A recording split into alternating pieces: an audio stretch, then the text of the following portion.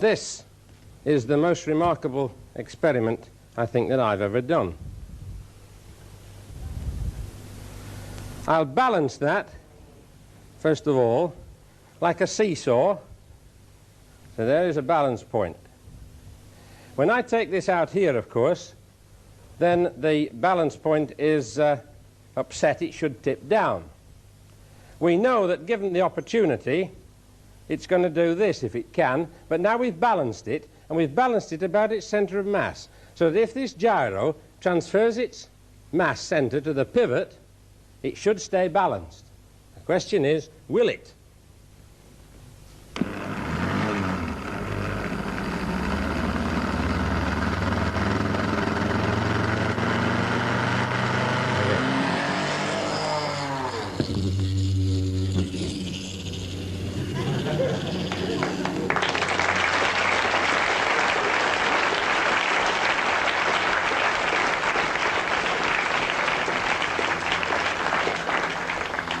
Let those who say I cannot make a body appear lighter than it is come and pull holes in that one.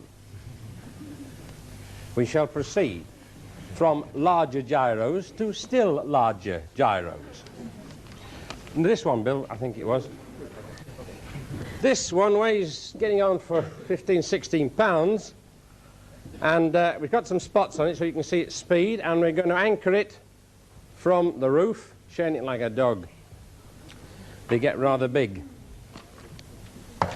Now I'm going to put a retort stand under what I believe to be the center of support. It's a bit difficult when the thing doesn't float. It's right this way. How is it this way? It's about it. It gives you a general guide as to where the pivot point is. Right, we'll spin her up. When he hands this one to me, it's quite a handful. It has a mind of its own, and you want to turn it round, it says it wants to go back.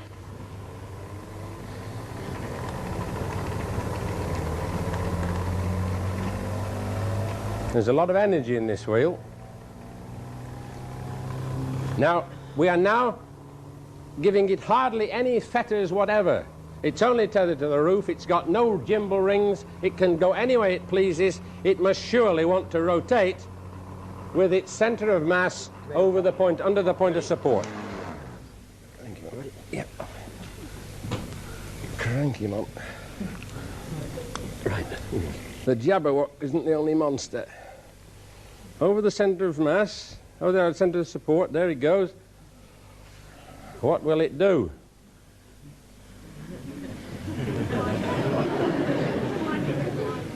"2001, A Space Odyssey." No less.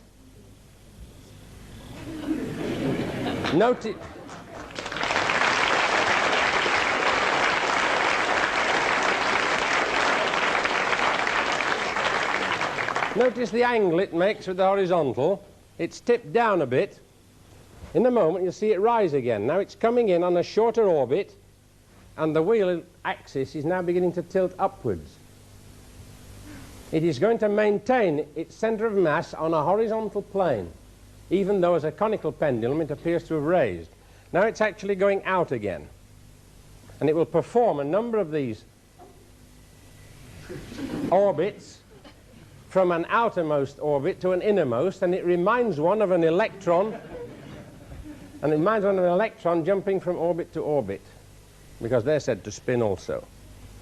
If we have the patience, we'll see it come in again and rise up again, and the gyro wheel is slowing by its own pivot friction, and it is remarkable how low a speed you can get and still have the gyro staying horizontal when it gets close in. It is liable to get settled into a very definite orbit like this, which is the time when I move in and say, "Is he going back?" You think it'll do it itself. It seems to have got rather settled. I'll just disturb it a trifle.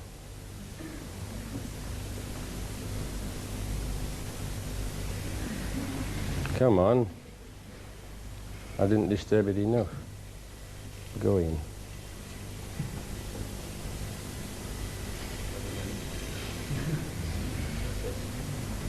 No. What I wanted him to do No, he won't do it now. I'll have to help him. He's running down. He's running very slowly. But what is surprising is you begin to see the spots now because he's only running very slowly, and I'm going to slow it still more because of our lack of time. Slow it right down till you can really see those spots, and then say, will you still maintain that that shall be your axis of spin? And he says, yes, of course. Look at the rotational speed. It'll soon be down to the stage it's doing 1 revolution of precession per revolution of the rotor. And that is a most incredible machine. Something that you can try on a small scale with a toy gyro like this. Don't ever attempt it with this size because it is very lethal indeed.